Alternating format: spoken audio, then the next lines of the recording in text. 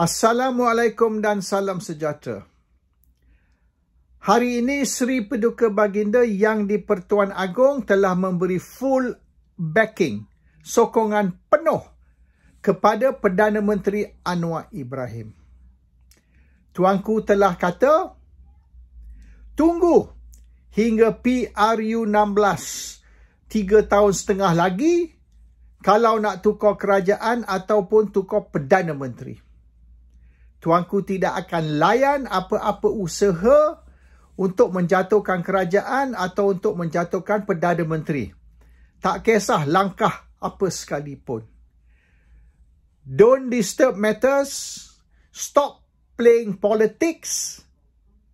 Dan let the government do its job. Itu yang dikatakan oleh tuanku hari ini. Bermaknanya sekiranya ada lagi mana-mana usaha untuk membuat undi tidak percaya ataupun nak menghadap tuanku, nak beritahu tuanku mereka, diorang ni sudah ada sokongan majoriti dari ahli parlimen atau apa sekalipun, tuanku tidak layan. In fact, kalau mereka mohon untuk nak menghadap tuanku, tuanku akan reject. Kalau tujuan nak menghadap tuanku ni untuk nak maklum kepada tuanku bahawasanya mereka sudah ada majoriti sokongan ataupun Anwar Ibrahim sudah hilang majoriti, tuanku is not going to entertain. Tuanku will say go to hell. Kalau awak nak tukar kerajaan, nak tukar Perdana Menteri, tunggu 3 tahun setengah lagi hingga PRU 16. That's a clear message. Dan Tuanku Sultan Johor ni tidak akan bertolak ansur atas isu ni. He will not compromise. Leave the government alone, leave the Prime Minister alone and wait until GE16 PRU 16 lebih kurang 3 tahun setengah dari sekarang. That's it. Close the subject. No more discussion. Tuanku telah, apa yang tuanku telah berkata juga ya. Oleh itu, saya menyeru kepada semua pihak sama ada yang duduk di sebelah kanan atau yang di sebelah kiri saya, marilah bersatu, bergabung, berganding bahu dan bekerjasama untuk pembangunan negara. Which means, tak kisah you ni penyokong kerajaan ataupun you ni pembangkang, you work together to solve the country's problems. Dia tak mahu maknanya ahli parlimen, 222 ahli parlimen bergaduh. Dan tuanku juga minta decorum. Be maintained. Tuanku tak mahu parlimen diguna untuk menghina, untuk menjerit, to insult each other, to shout each other. Sekarang tuanku pun dah tahu, tuanku pun maknanya berkata parlimen ni sudah jadi macam zoo. 222 ahli parlimen ni macam beruk. Bukan macam manusia. Dan mereka ni sepatutnya bukan manusia biasa. Mereka ni ahli parlimen. So decorum tu lebih penting bagi mereka. Bukan macam pasar, tempat jual sayur ke tempat jual babi. Tapi parlimen sekarang ni sudah bertukar menjadi worse than pasar. Sudah jadi macam zoo di mana binatang menjerit tak tentu arah. So tuanku wants that to stop and tuanku nak speaker mengambil tindakan. Kalau perlu gantung mereka 14 hari pun gantung mereka 14 hari. So if you kurang hajar, kalau speaker kata duduk dan you continue, you menjerit, you tak dengar speaker boleh halau you keluar 14 hari ban dari masuk parlimen. Itu kuasa tuanku suruh speaker ni, Johari Abdul ni, melaksanakan kuasa dia. Anybody kurang hajar, anybody does not listen, chase him out or her out 14 days. Jangan bagi masuk balik parlimen. So, kalau you tak reti nak berkelakuan, you don't know how to behave like a member of parliament, kalau you continue macam pasar, jual babi ataupun macam zoo, you get out of parliament. You don't deserve to be in parliament because you ni biadab sangat-sangat. So, Tuanku has given a blank check to Speaker untuk bertindak terhadap sesiapa saja ahli parlimen yang cuba mengganggu parlimen ataupun berkelakuan kurang hajar atau biadab. That's very good.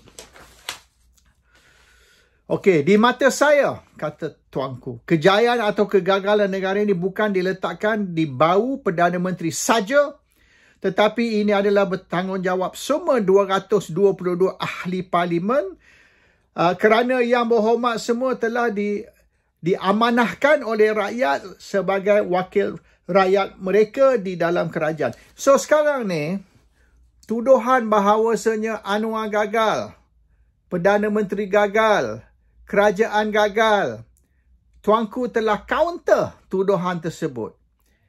Tanggungjawab dia ialah 222 ahli parlimen yang telah diamanahkan oleh rakyat, yang rakyat telah mengundi untuk mereka menjadi wakil kepada rakyat di dalam parlimen. So kalau ada kegagalan, ianya kegagalan parlimen. Kita tak boleh dah kata Perdana Menteri gagal, Anwar Ibrahim gagal, Kerajaan Pakatan Harapan gagal. No. Kegagalan ni ialah parlimen. Dan 222 ahli parlimen kena pikul tanggungjawab tentang kegagalan kerajaan. So Tuanku says now don't turn around and say PM atau Anwar atau kerajaan gagal. Kalau gagal, parlimen gagal. Because you 222 ahli parlimen telah dipilih, telah dilantik oleh pengundi, oleh rakyat untuk mewakili mereka dalam parlimen. So, sekira the government fail is because parliament has failed. Not because the Perdana Menteri has failed. A very strong message. Ini more or less memberi Anwar Ibrahim full endorsement. So, don't turn around and blame Anwar or blame the government kalau perkara-perkara yang berlaku itu tidak mengikut kehendak rakyat.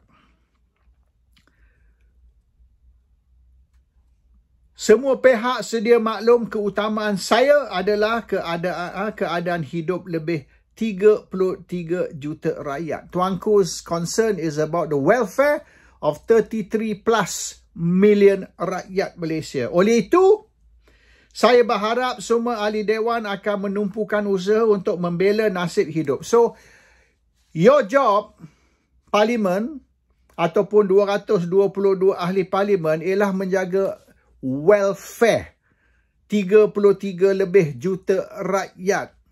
And Tuanku nak all of you 222 ahli parlimen tumpu kepada welfare rakyat. Not play politics. Ini Tuanku has now put the blame on everybody. Kalau gagal, jangan salah Anwar, jangan salah kerajaan. Kalau gagal, awak yang gagal, ahli parlimen. Ingin juga saya tegaskan di sini yang saya tidak akan melayan sebarang permintaan dan mana-mana pihak yang cuba mengganggu gugat kestabilan politik negara. So if you continue to play politics, you continue to create instability in the political system, maknanya instability in the political system iaitu instability in Malaysia, Tuanku tidak akan layan. Semua pihak mestilah menerima kenyataan dan menghormati kerajaan perpaduan yang telah dibentuk. You have to respect the government that was formed, iaitu kerajaan perpaduan. Jika ada yang hendak bermain politik, tunggu masa pilihan raya akan datang. So, stop your politicking. Stop your bergaduh, menuduh, backbiting, name calling. Stop all that. Work together. All of you. Pembangkang baik, kerajaan baik, 222 ahli parlimen work together to look after the welfare, to improve the welfare of the rakyat. And if you want to change the government, if you want to sack the Prime Minister, tunggu pilihan raya akan datang, PRU 16. Lakukan dalam pilihan raya. In the meantime, shut the fuck up and sit down and do your work. That's the message from Tuanku. Walaupun Tuanku tidak guna perkataan, tapi implikasi dia, that's what it is. Now, Tuanku beritahu, Saya juga menyeru semua lapisan masyarakat supaya memperkukuh perpaduan negara dan tidak menghasut rakyat dengan memainkan isu 3R. Race, religion and royalty. Sekarang ni isu perkauman, isu isu raja dan isu agama diguna sebagai alat politik. Bermaknanya politics in Malaysia is about race, religion and royalty. Itu tidak boleh elak. It's been like that since sebelum merdeka lagi. So tuanku say stop all that nonsense. And tuanku tegas akan suruh pihak berkuasa ambil tindakan terhadap mereka yang melanggar titah ini. Ini walaupun bukan surat kuning, tapi boleh dianggap ucapan, apakah ini ucapan ke parlimen tau. Ini bukan ucapan masa hari jadi ke, Malaysia Day ke, ataupun apa. No, this is opening of parliament. Dan ikut perlembagaan, selagi tuanku tidak memberi ucapan ke parlimen, parlimen tak boleh bersidang tau. Parliament cannot sit until the king officially opens parliament. Kalau the king tak mau buka parliament, parliament tak boleh bersidang. Ini berlaku masa King Charles I 500 tahun dulu di England. Apabila Charles I tak mau hadir parlimen, tak mau membuka parlimen dengan secara resmi, parlimen tak boleh bersidang lebih dari 10 tahun. More than 10 years, the British Parliament tak boleh bersidang. Akhirnya, Parlimen kena istiar perang terhadap King Charles I, Raja Charles pertama. So, apabila Parlimen istiar perang dan King Charles kalah dalam peperangan, tentera Parlimen, askar Parlimen telah mengalahkan tentera King Charles, maka King Charles ditangkap dan dipancung. King Charles telah dipancung dan Britain bertukar menjadi republik untuk sementara waktu lah. Lepas tu dia orang bawa balik King Charles II, Charles kedua, iaitu anak King Charles I untuk duduk atas tahta. Hari ni King Charles III yang kita ada sekarang ni. So bermaknanya selagi raja ataupun agung tidak membuka parlimen secara resmi macam hari ni, parlimen tak boleh bersidang. Ini telah berlaku 500 tahun dululah di England. Saya berasa amat kecewa apabila dimaklumkan bahawa kerajaan hari ini sedang menanggung beban hutang yang semakin besar kerana sejak tahun 1998. Ini yang saya duk cakap dalam video saya 2 hari dululah. Kerajaan sentiasa berada dalam kedudukan defisit fiskal. Adalah beban hutang ni yang akan kita tinggalkan untuk tanggung oleh anak cucu. So macam saya kata dalam video saya 2 hari dulu, kita menghadapi kemelesetan ekonomi ataupun kegawatan semenjak tahun 98. 97 tu berlaku Asian Financial Crisis. So boleh dikatakan masalah ekonomi semenjak tahun 98. Bermaknanya semenjak Perdana Menteri yang keempat, Tun Dr. Mahathir Mohamad. Sekarang Perdana Menteri yang ke-10. So, tiap-tiap Perdana Menteri yang telah ambil alih telah menambah hutang dan Perdana Menteri yang baru yang ambil alih telah mewarisi hutang yang ditinggal oleh Perdana Menteri sebelumnya. So, kalau hari ini kita nak bising tentang hutang negara ni 1.5 bilion, apa Tuanku Agung kata, ini beban yang ditinggalkan oleh Perdana Menteri sebelum ni semenjak tahun 98, iaitu semenjak Mahathir, Perdana Menteri yang keempat, dan dia telah diwarisi oleh Anwar Ibrahim. So, untuk kita hentam Anwar Ibrahim atas jumlah hutang, salahkan Anwar, Tuanku kata no. Ini since 98. Benda ni bertambah, tiap-tiap tahun bertambah, tiap-tiap Perdana Menteri mereka tambah hutang. So, it's the fall of bukan saja Perdana Menteri yang ke-10, tapi Perdana Menteri yang ke-4, ke-5, ke-6, ke-7, 8, 9 dan 10 sekarang ni. So, selagi kita berpolitik, Selagi kita tidak bekerjasama, iaitu pembangkang menyokong kerajaan, maka selagi itulah masalah ekonomi, masalah hutang, masalah rakyat tak boleh diselesaikan. So, if you do not work with the Prime Minister, you boleh dianggap sebagai juga yang menyebabkan masalah kerajaan. You pembangkang, tapi you cuba sabotage kerajaan, you tentang kerajaan, you tak mau kerjasama dengan kerajaan untuk menyelesaikan masalah rakyat dan masalah negara. You hanya fokus kepada kepentingan diri you sendiri ataupun kepentingan parti you. Ini tuanku ada sebut. Kepentingan diri sendiri dan kepentingan parti, bukan kepentingan rakyat yang sepatutnya menjadi fokus. Very strong message. Saya tak nampak lagi seorang agung telah menghentam parlimen, menyalahkan parlimen, menyalahkan ahli parlimen dan beritahu pembangkang, sit down and do your work and stop disturbing the government and the Prime Minister. And kalau you tak boleh nak behave, keluar. Get out of parliament. Jangan masuk dalam parlimen. And biar speaker ada kuasa untuk nak tendang you keluar 14 hari. And kalau you masuk lepas 14 hari, you continue untuk bersikap kurang hajar atau kelakuan biadab, sekali lagi boleh tendang you keluar. Sampai 3 tahun nanti, you duduk kat luar. You jangan masuk parlimen. Itu kuasa diberi. It's actually something new lah bagi saya lah. Maknanya sekarang ni, suka tak suka, Seri Paduka Baginda yang di-Pertuan Agong telah campur tangan di dalam urusan negara. Adakah ini melanggar perlembagaan? Adakah the Agong should not be involved in politics? Agong tidak involved in politics. Agong is involved in parliament.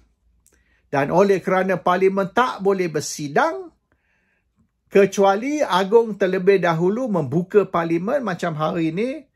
So, parlimen cannot sit without the Agong's consent. Tahu? Kalau Agong tak mau bagi parlimen buka, parlimen tak boleh buka. So, parlimen bersidang dengan kebenaran Agong. The parliament sits at the pleasure of Agong. If Agong doesn't want parliament to sit, Agong tak buka parlimen, parlimen tak boleh bersidang. So, bermaknanya Agong ada kuasa. Kuasa mengikut perlembagaan untuk menentukan how parliament should conduct itself. What parliament should do. Ini berkuasa Agong. So, kalau Agong lihat parlimen as not effective, parlimen ni lebih berpolitik daripada menjaga kepentingan negara atau kepentingan rakyat, Agong boleh maknanya komen. Agong boleh kata tentang cara mana parlimen sepatut bersidang. And this one Agong buat. Dengan keadaan kewangan kerajaan yang lemah ini adalah sukar untuk kerajaan melaksanakan projek pembangunan baru atau memberikan suntikan kewangan untuk merancang pertumbuhan ekonomi. Oleh itu, saya menyokong hasrat kerajaan untuk mengambil langkah penjimakan yang drastik dan melaksanaan pemberian subsidi secara bersama. So, rancangan kerajaan untuk cost cutting dan untuk mengadakan subsidi bersasar, Agong sokong.